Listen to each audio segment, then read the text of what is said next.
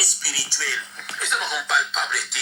Parce que Sabino, au monde allait moloto bien aimé Tolobi, à Koufaki bien aimé dans le Seigneur, pas maté, en poissonna qui plusieurs fois, na banane, na batou bazala qui ndinga naye, na tous les sons atoms, donc qui sangoke, atoms ba wela mosi na le moloto. Alors atoms a pesa biso kombo ya mosi na zai kombo ni. Na pandeli atoms wela mosi na ale moloto. Comment sona kombo na inani? Ulingate biso to expliquer ba tout kombo mosi wa. Franck Moulaja bokabana le moloto, bokabana ki na likaboni po apenga na kopengana.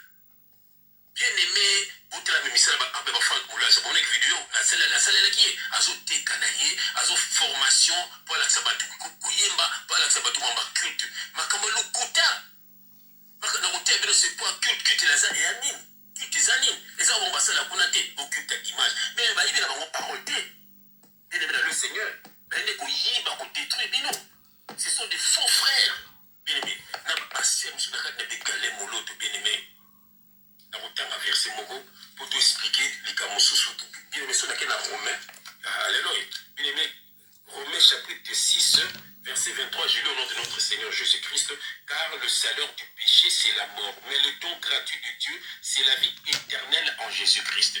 Bien aimé, le salaire du péché, c'est la mort, bien aimé, là, le Seigneur, Yangomoni, Ale Moloto, Azalaki Nabonzambe, Zulinga ya zomba banzembo kitoko me via ale moloto bien aimé yibaki yangote yibaki via ale moloto te me de ko yoka ba makambo belé na sima bien aimé o makamso na ko loba wate me bato yo o bazanzinga nzinga na yeba yebi soki boke na hôpital ya Ngalema otuni ba dossier ya ale moloto ba yebisa bino voilà ba vous appelez ale moloto ko faki na nini et puis moi sina yeba ko faki na nini voilà donc voilà disposer là-bas message nous soana il y a pas tout yo na bible ba tout yo ba médecin ya Ngalema voilà ngai na zo ki grâce wana moko pena benga ngai vraiment voilà benga nga pour ça nga moniteur la ba dongo tout mona ba na nzambe dans la dossier na ibu na moi si na épée akufi na même maladie c'est triste et on peut tenir la bible babi le salaire du péché c'est la mort c'est pour dire quoi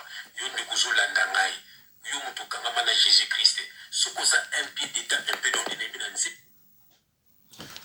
bandeko mbote na bino mbote penza ya mingi bino tolandanga na banzi boyoki ba déclaration ya sataniste Jean-François Ifonge c'est regrettable bandeko nazaki na ba pleine prière nazako bondela batini loko babi papa nani frère Ifonge azako landa même mutoyo asa kufa même muto asa kufa azo landela maloba azo sala enquête pour naye mais natuni Jean-François Ifonge le prix aza nani oh aza frenga mais non Ifonge aza chrétien Ifonge aza chrétien Ifonge c'est un sataniste ne confondez pas les choses aza chrétien ndeko nangai yom tozolandanga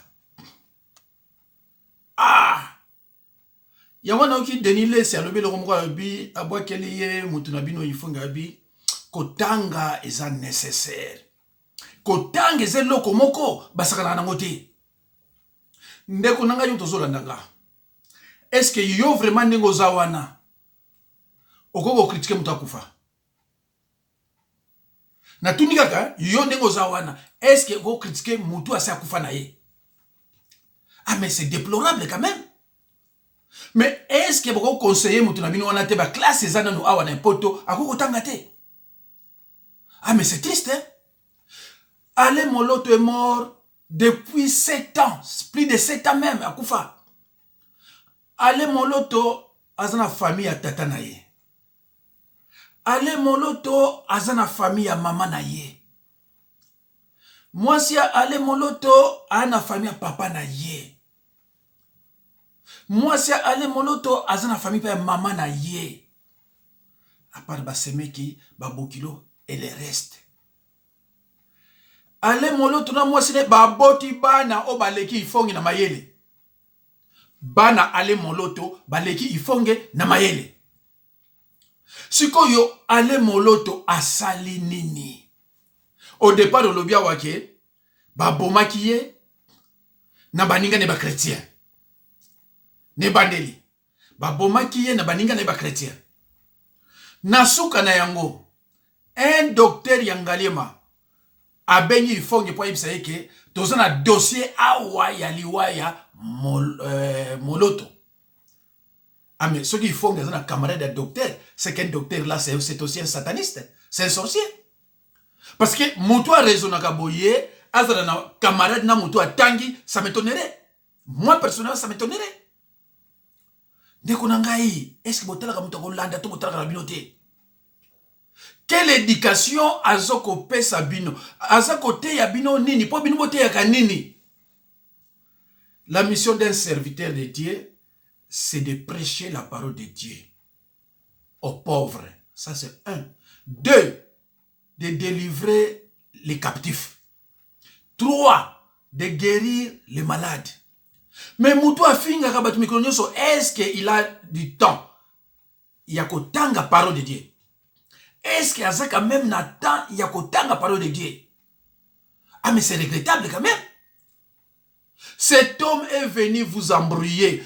Banda, Bakosa Kabino, Basala Kabino, ça fait plus de 10 ans la même chanson.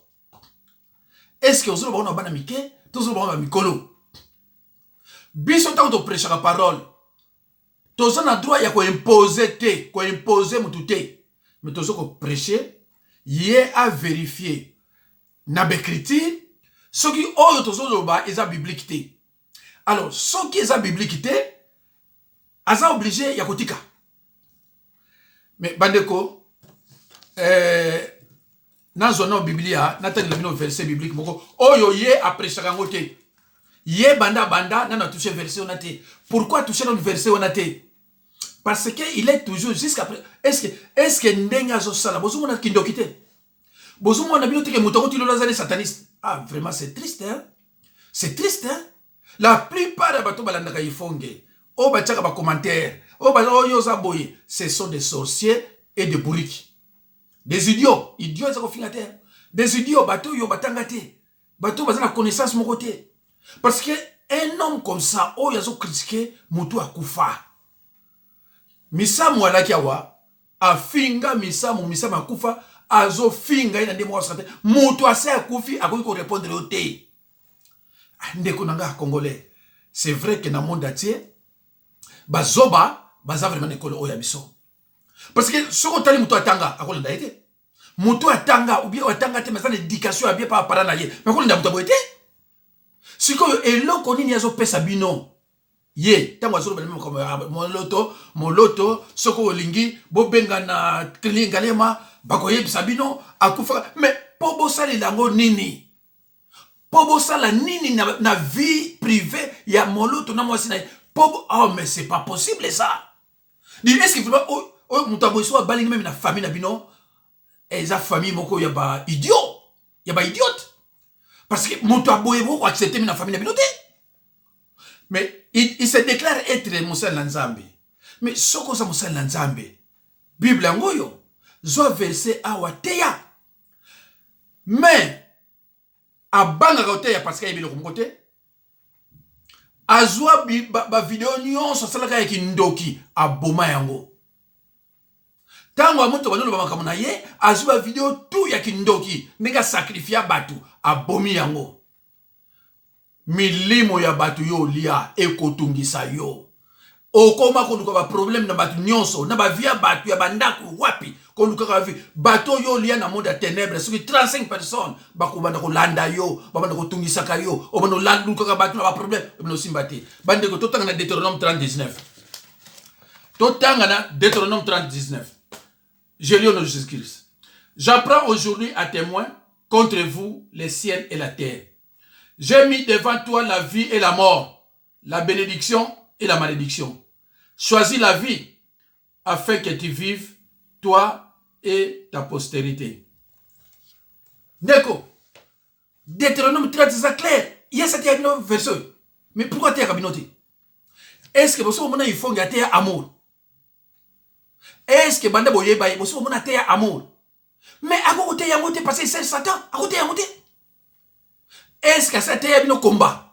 ndenge bino ba chrétien baza ko combattre bino et comment vous pouvez vous défendre? Est-ce que c'était bino biloko wana?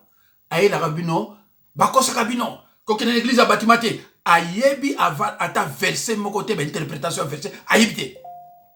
Ce n'est pas que ayebi ata ayebi et le côté azonga azwa verset biblique ateya ngana tadai. Alors choisis la vie. Nzambe ya bolingo alobi choisis la vie. La vie c'est quoi? C'est le royaume de Dieu. La vie c'est Dieu lui-même. La vie c'est l'amour. C'est l'amour du prochain. Lui il a choisi Satan. Il a choisi Satan. Alors Dieu n'écoute pas les prières des satanistes. Ce qui est Anyaka Yapanabiso, il devrait d'abord passer par la repentance. À ça la parce que soit ça la repentance, to yebise ninga repentance elekaka, alinga ko banda ko banga masumu. Mais là, il fait que inciter les gens toute la journée. Mais écoutez-vous aussi des idiots, des aveugles. Comment beaucoup l'anda mutu oyo, ce quoi yé, qu'on critique ma salle ensemble. Ce quoi yé, qu'on critique ma comédien. Ce quoi yé, qu'on a un problème, un dispute. Les rois des disputes. C'était conflictuel. Alinka bako problème bato. Yo lobi oza musala nzambe. Teya totala yo. Nze mona tila kabino wana aibe explication nango te. O balobi donner gratuit.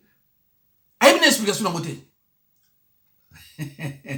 Alors nzambe na gaye. Nazala mwa bilo mususu watala. José Nzita, flatteur. Tala makambo. José Nzita ebiete. Mais alingi José Nzita ayebaye. Flatteur. Roger Baka. Denis Lessi. Kindo Kiaba comédien. Ale Moloto. Marcelo. Fali et Frégola. Mais ba oyo bazana ba musicien. Ba oyo ngai nazalaki na mama ya mwana wana Frégola. Abanola na sinema nga. Siko mo konsuna mona ka batindeli nga vidéo moko. Il semblerait que maman wana simba bakisa mwana ye. Ah, ça m'a surpris. J'ai appelé la maman. Tout n'est pas marié. Ah, mais dans mon vidéo moko awawa bazolo ba boina. Atuni nanga bi na voyou moko boy ifonge. Ah bien papa, ya zando ki musani kulukola ba problème na batu. Ba camarade nga ba uto benganga, azando ki musani na ye kulukola ba problème na batu. Maman na kima. Maman ya continuer, ay mona soni na ndenga musali na nzambe na ya koyoka biloko wana, esuka ipeka wana te, mususu yaki. Mais dis donc, mais yo lobi oza musali na nzambe, okende ko sala nini na kaya batu? Okende ko sala nini na kaya batu? La mission d'un service, d'un pasteur par exemple, pas un serviteur de Dieu, parce que diacre n'est pas un serviteur de Dieu. D'un pasteur, c'est de prêcher la parole de Dieu aux pauvres. Quand on dit aux pauvres, de délivrer les captifs et de guérir les malades. Il y a une différence entre délivrance et guérison. Mais on a bien monté. Mais on dit bien monté. Alors, on a semer, mais il y a aussi semer dans le monde des ténèbres, les chairs humaines. Bino on semer dans le monde, on a mutoki. C'est biblique, hein? Non, c'est biblique. Mais il y a ce qu'on a semer, bateau, aller bateau. Mais yo o semer bateau te. Yo semer dans le monde, on a mutoki. Sacrifice Bible bibengiamu. Alors, ye azawana, aye ko détruire le bateau, oh yo a aucun abon zela mo en faire. Mais est-ce que ça m'a mis? Est-ce que bino boye c'est triste hein? Dans l'examino et là on négaté yaki yao. Ah, quand même celui-ci c'est un voyou. Dans bien est-ce que bino to landa kaye? Botanga Bible te. Bozata na connaissance am kite parole. Est-ce que nengi ya sana c'est ça prêcher la parole? Oh, boyoka.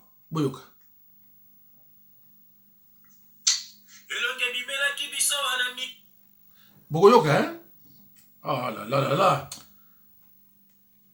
C'est triste, hein? Et... Tu vois comment?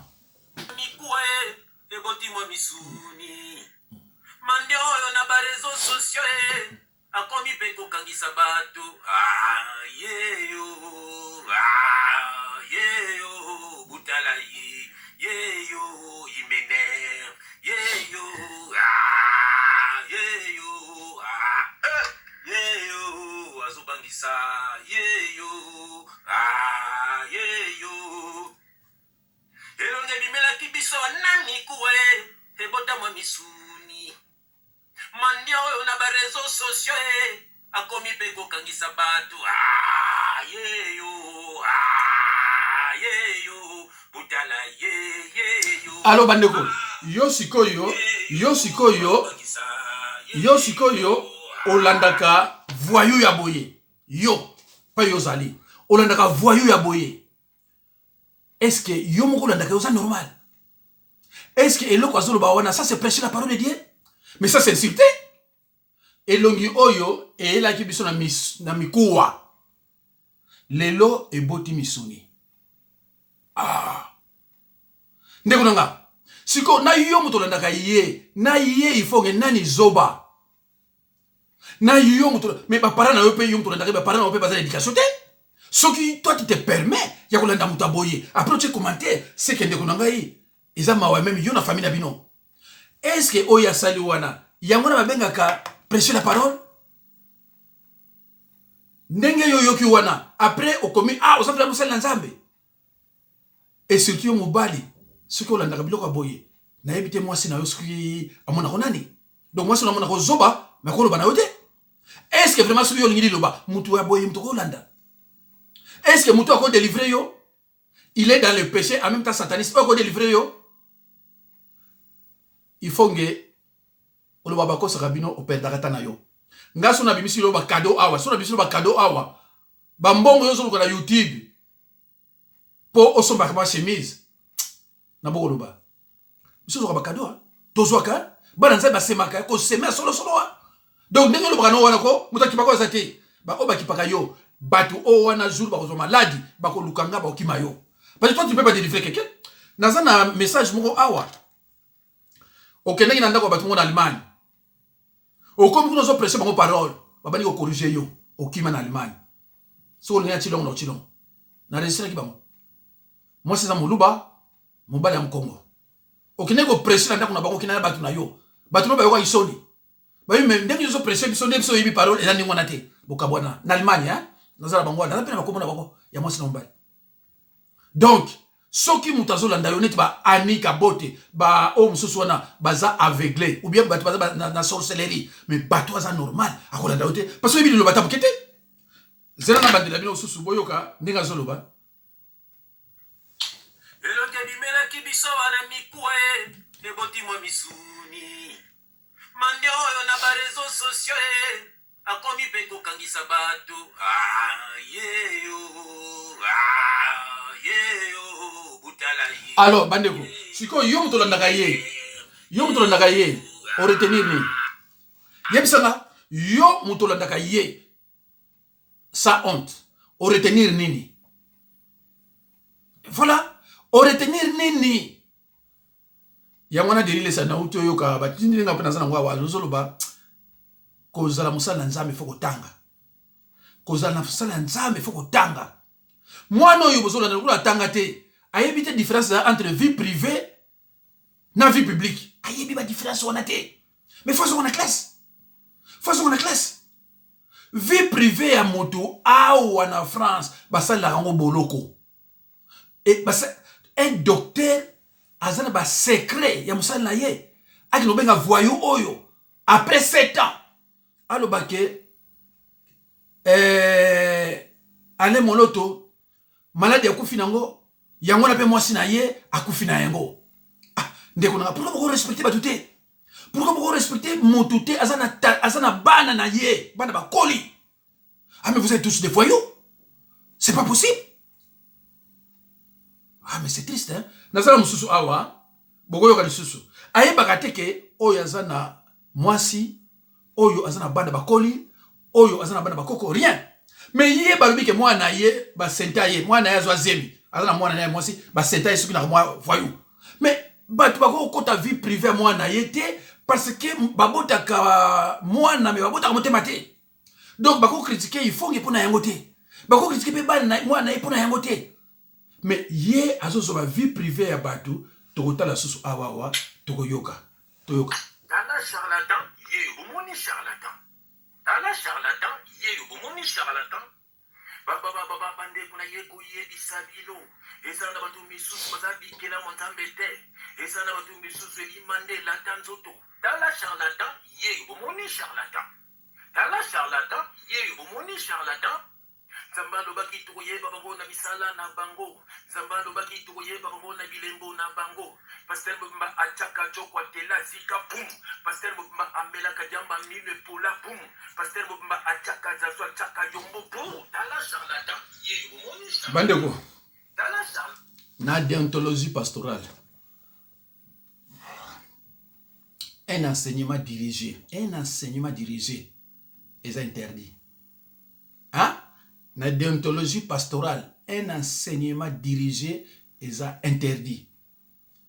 Vous comprenez? Alors, yesikoyo awa. Ici, il y a un zita.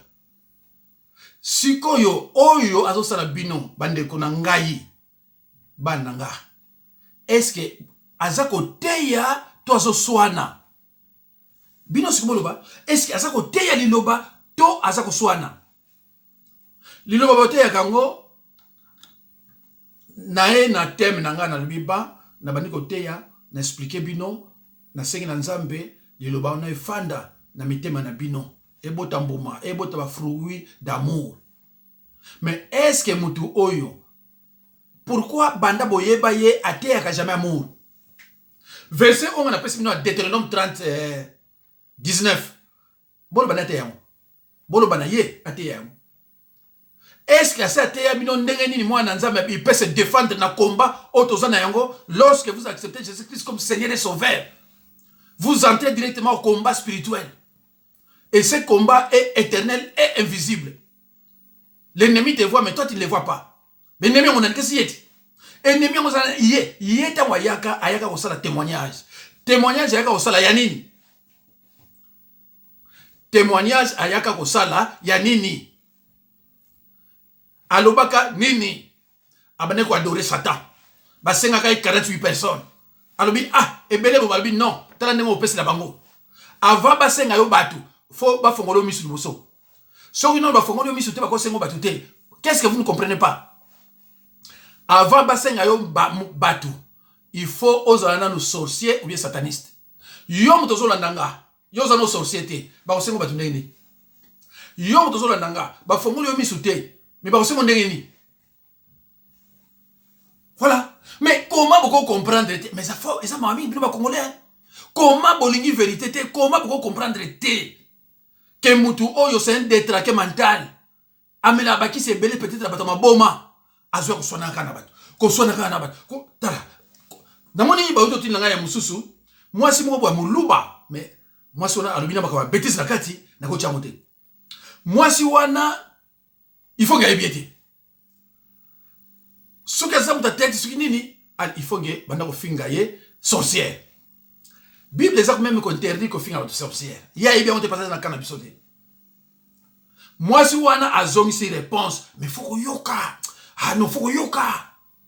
Nani mtatumola kiye, il faut gagner. Batu nyonso oyo na tumola kabongo, il faut yé aduaka ba problème na batu azoluka akokenena ba nani na monde à ténèbres. Ceux qui sont chrétiens, c'est-à-dire un croyant né de nouveau, osa na péché de condamnation. Donc l'affaire a été créée pour Satan et ses adeptes. Badepte bango nani ba ifonge. Mutu bimba azwa toujours a critiquer basala nzambe. Ba kosaka bino. Basala bino. Boyebi mission na mission na ye ya kozwa bino bokende ensemble dans les félo. C'est pour cela que vous commettez vous tous des péchés de participation. Soko lingi koyeba péché de participation zarapi et ça na 2 Jean 10 à 11. Soko tangi kuna na 2 Jean 10 à 11 au comment la Bible zo le banini pour na péché de participation. Ah bandi bazo benga pour la prière et de la zébinoté. Alors bandi kuna ngam. Na yo kana yipsa bino. Il faut que Aza chrétienté, c'est un sataniste. Il y a une différence entre chrétien na sataniste. Ce n'est pas mutoza sataniste ayeka mbala moko asimbi Bible abandi ko prêcher bino liloba a comme chrétien te. Bino bolandaka ye bolandaka sataniste bolandaka chrétien te. Pour être chrétien, il faut quitter les ténèbres, à confesser ses péchés, suivi d'une repentance sincère. Or, repentance sincère, il y a sataniste des ratés. Ndenge ya zawana, boyo kanga bien. Même après sa repentance, aucun enfer. Kokanisa te, faut que la Bible, dans nombre 14 et 18. Même après sa repentance, soki yo olia batu, soki yo olia batu, yeba yango ke, olia batu na kindoki, yeba yango ke, ndeko nangai, li felo, ezaya yo. Oko échappé nango te, peut-être bako diminuer yo banini, bako diminuer ba peine, mais oko kende. Voilà. Ah, c'est pas possible, c'est rendez-vous. Nombre 14, 18. L'Éternel est lent à la colère et riche en bonté. Il pardonne l'iniquité et la rébellion. Mais il ne tient point les coupables pour innocents. Il ne tient point les coupables pour innocents. Et il punit l'iniquité des pères sur les enfants jusqu'à la 3e et la 4e génération. Déco. Jésus-Christ n'a-t-il pas dit, ceux qui sont mes frères et sœurs, ce sont ceux qui écoutent la parole de Dieu et qui la mettent en pratique. Ndeko nanga, bino bolingi koyoka ba bolingi kotia liloba pratique te, yangona bolanda bato ba yibya mo liloba te. Muto di fonge, ako délivrer po lo bali. Boyim sanga, il fonge asalo délivrance po lo banzambe nini. Parce que ayaka toujours na mateya, il y a division, il y a découragement, il y a kabola batu, il y a kofinga batu. Siko yo ako prier pa na po na yo po aloba nini pa nzambe. Nzambe yo a prier na ite. Ako prier pa na yo po na nini. Bande konanga, busuka soni tena mawa. Mutu akufa. Mutu akufa ale moloto abana ba nzembo na ye ya nzambe. Alors s'il s'avère que akufa ki na sida ye na mwasi na ye. Problème ya bino bato ifonge na ifonge eza wapi. Mais comment vous avez l'éducation té? Comment vous avez l'éducation té? Moloto, soit akufa ki na sida. Après moi c'est na landi. Problème ya bino eza nini? Problème ya bino. Vraiment vous savez eza nini? Manque d'éducation? Manque de sagesse? Bon il faut avec des classes. Avec nos tanga. Niveau 6e primaire, ou à souka nango, ils ont voté. Parce que Azoui bana été, et ça n'a sorcellerie. Tala, Moussa, bon, na baka problème, na denilesi problème, na olomide problème, na fali problème, na suki faire go la suki na problème, na batu nion soit problème. Si ko yo zo landa ye pozwa nini. Ndeko nanga, yo siko zo landa ye pozwa nini. Te, bino zo ba onko dénoncer, ba dénoncer kandi ngona te. Soko lingo dénoncer, la Bible, soko lingo dénoncer, tcha liloba na nzambe. Zoba verset biblique à bien tcha. Mais ko dénoncer ango, il faut dénoncer ba oyo basimba parole. Ko dénoncer ba oyo basimba parole. Obano loba awa akenda kiboy. Awa akenda kiboy. Ndenge ngana loba po na bileli. Tango loba ke les femmes divorcées partiront en enfer. Na ramena ke à la raison pour na yebisa que divorce est interdit dans la Bible. Après na bina ye petit ko répondre était. Pour ce qu'on répondre italio. Na prévenir yo ko répondre était. Soko meki ko répondre italio. Afanda. Alors yemu ko luka Bible, ako luka batu, ba yebo mona ke non. La Bible interdit divorce était. Et interdit divorce était. Ce qui yo o tembe les cas de vidéo loba comme ça yo moko o regretter. Biloko na mesa. Oyo azako loba tokipaka été, mais j'ai été émotionné tant on azoko yoka que azo finga moloto. Mais moloto akufati. Akufa ko mais azo finga ye. Ah. Azo loba ki akufa ba docteur ba bengi. Ah, ba docteur on a ya satan ya ba sataniste. Donc yoko lozana camarade vraiment ya docteur oya tangi eza mami. Bande ko nanga na tiki bino mais na tila bino ngoli susu. Pour ne pas spirituel. Et ça m'a palpable été. Parce que ça bino. omoni ale moloto bien aimé tolobi akufaki bien aimé dans le Seigneur pamba te bampoisonnaki ye plusieurs fois na banani na bato bazalaki ndinga na ye na tuna liso atoms tokaki sango ke atoms bawela mwasi na ale moloto alo atoms akopesa biso kombo ya mwasi nazali kombo nini na bandeli atoms wela mwasi na ale moloto ko mwasi wana kombo na ye nani kolinga te biso to explique bato kombo Franck Moulaja bokabana ale moloto bokabana ke na likaboni po apengana kopengana mama na ngai ye bien aimé botela misala ba abe ba Franck Moulaja bonek video na salela ki azoteka na ye azofort pour la sabatu koyemba pour la sabatu mamba culte makambo lokota makana kotea bino c'est pour culte la za ya nini culte za nini eza bomba sala kuna te occulte image mais ba yibela bango parole te bien aimé dans le Seigneur bende koyiba ko détruire bino ce sont des faux frères bien aimé na ba sem sur la carte de galé moloto bien aimé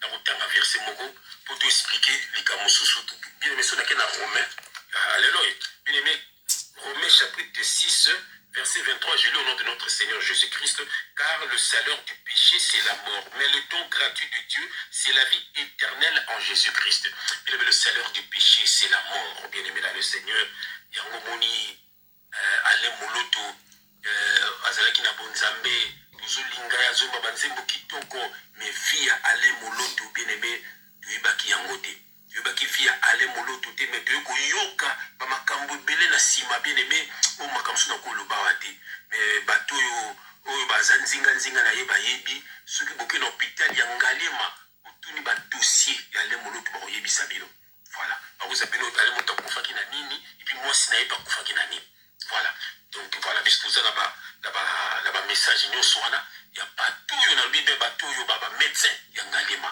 voilà ngai nazoki grâce wana moko mpe nabenga ngai vraiment voilà abenga ngai po ayebisa ngai amoni tala bato yango tomonaka bato na Nzambe tala dossier na ye boye na mwasi na ye mpe akufi na même maladie c'est triste ndeko alors soki bolandi mutoyo alobi na bino baversion mibale alobi bapoisonnaki ye na baninga na ye bapoisonnaki ye na bachrétien botala même titre yango après a changé version alobi bayebisi ye ke azalaki kotambola mabe maladi oyo akufi nango yango wana mpe mwasi na akufi na yango siko version oyo bino bokondima eza nini version oyo bino bokondima eza mais bandeko nanga comment boko bamusu botangi boza wana un illettré faut bolandaka ye aprêcher nos paroles ayebi eloko te pour le prêcher parole faut tanga ce n'est pas pour rien basoki apôtre Paul